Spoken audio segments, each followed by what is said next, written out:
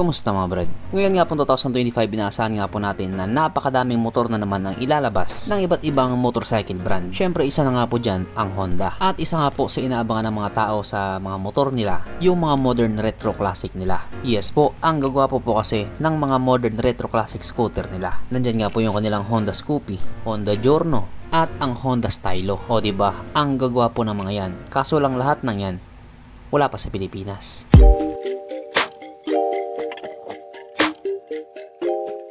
Pero syempre bago tayo magpatuloy, kung bago ka pa lamang napadpad dito sa aking walang kwentang channel, huwag ka na mag-subscribe. So yun na nga, hindi na po natin may pagkakaila na ang gagwapo talaga ng mga retro classic scooter ni Honda. At ang good news nga po ngayon, isa doon sa tatlong nabanggit ko, ang posibleng ilabas nila. Yan po kasi yung pinost ni Honda. Pero malakas nga pong kutob ko na yan ay ang Honda Giorno Plus 125. Dito kasi sa atin na mas mabenta yung 125cc na scooter. At idagdag mo pa na matagal nang namayagpag yung katunggali niya na nandun kay Yamaha, which is the Fazio 125. Kaya sa tingin ko talaga itong ilalabas nila ay ang Honda Giorno Plus 125. Dito nga po sa motor na ito, ang dami din talagang naghintay. Kumbaga excited na silang tapatan yung Fazio ni Yamaha. At ayon nga din po sa kanila, mas gwapo daw ito kung ikukumpara doon sa Yamaha Fazio 125. At kapag gano'n na nga po yung naging usapan, away-away na yan. Syempre hindi rin magpapatalo yung mga naka-Yamaha Fazio. Pero kung ako nga pong tatanungin, paras lang naman gwapo. Depende na lang talaga sa inyo yan kung alin yung brand na gusto nyo. Kung loyal ka sa brand na Honda, edi mag-Giorno ka. Kung loyal ka naman sa brand na Yamaha, edi mag-Fazio ka. Pero kung walang-wala talaga, edi manahimik ka. Kaya dahil dyan, pag-usapan na lamang natin kung ano bang meron sa motor na ito at kung gaano nga ba talaga siya kaganda. So ito nga po ang Honda Giorno Plus 125 na mayroong 124.8 cubic centimeter engine displacement, 4-stroke single cylinder, single overhead cam with 4 valves. Yes po, naka 4 valves po ito. Doon pa lang, pang malakasan na talaga. Powered by ASP Plus or Enhanced Smart Power Plus. Nang ibig nga pong sabihin, mas pinalakas na makina at mas pinatipid sa gasolina. Naka-program fuel injected at syempre ito po ay naka-liquid cool. Kaya hindi po siya panis sa Honda Click 125. Ang kanyang operation ratio 11.0:1. Pagdating naman po sa kanyang power, ito po ay mayroong 11 horsepower at 8,500 RPM, 10.8 Nm of torque at 5,500 RPM, na ayon nga po sa mga tayo na nakagamit sa motor na ito po ay kayang tumakbo sa bilis ng 111 kilometers per hour. Pero dahil ilalabas na nga po siya sa Pilipinas, panigurado o abot ng 120 kph yan. Aba syempre, ibang usapan na kapag Pinoy na nakasampa.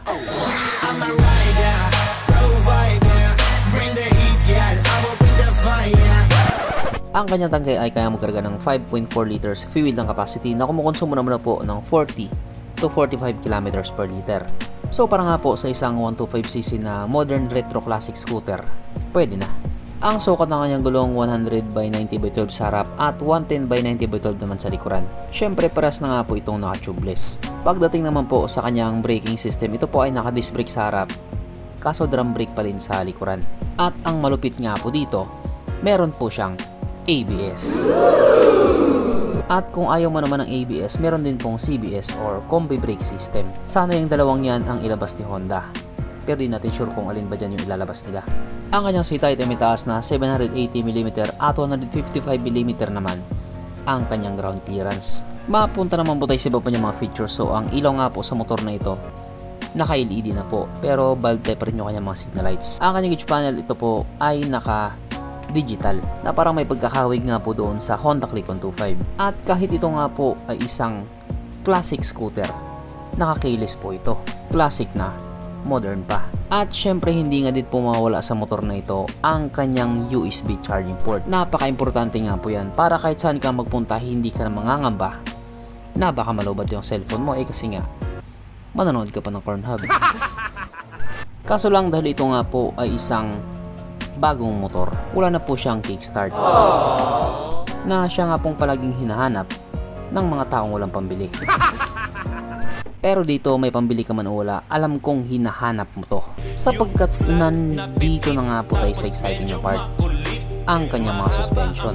So sa harapang bahagi nga po ito ay ginamitan ng telescopic fork at sa likuran naman ito po ay gumagamit ng single shock absorber na ayon nga po sa mga taong nakagamit sa motor na ito, maganda ang bounce.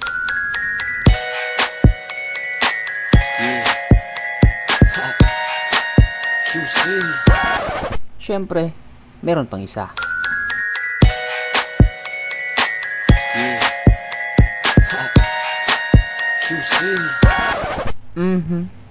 Panigurado. Wala na namang nalungkot.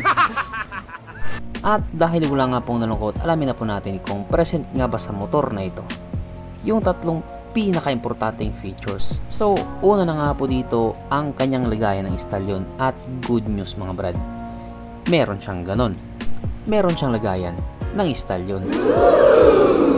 Pangalawa, meron din po siyang sabitan ng pulutan. At oras na nga po para sa ating Red Horse check ang pinaka-importanting feature sa isang motor. At ayon nga po sa aking masusing pag-aanalisa, ang motor na ito ay kayang magkarga ng 2 kahong Red Horse at kasya pa isang kahon sa kanyang underseat compartment.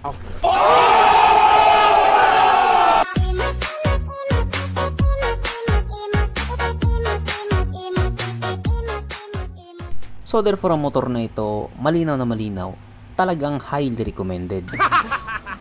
At regarding nga po sa kanyang presyo doon sa Thailand, ito nga po ay nagkakalaga ng 66,900 Thai baht. Na kung i-convert nga po natin into Philippine peso, ito po ay papatak ng 115,000 pesos. Alam ko, sasabihin agad ninyo, napakamahal naman yan para sa isang 125cc na motor. Doon na lang ako sa ganito, doon na lang ako kay ganyan. Mas mura pa. Alam nyo mga brad, itong motor nga po na ito ay hindi lang po basta isang ordinaryong scooter. Siya po ay isang modern, retro, classic scooter. At para nga po doon sa mga hindi nakakalam, yung category nga po na yan, pricey talaga yan. Best example nga po dyan yung Vespa, Lambretta, Piaggio at marami pang iba.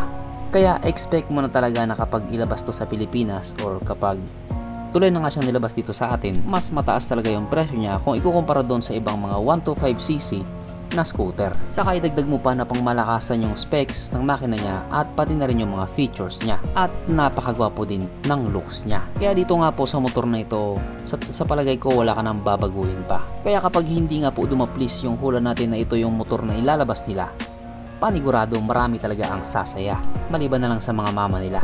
So hanggang dito na lang muna mga brad. Kung may gustong sabihin or gustong idagdag doon sa mga sinabi ko, mag-comment ka na lamang sa baba. Okay, bye.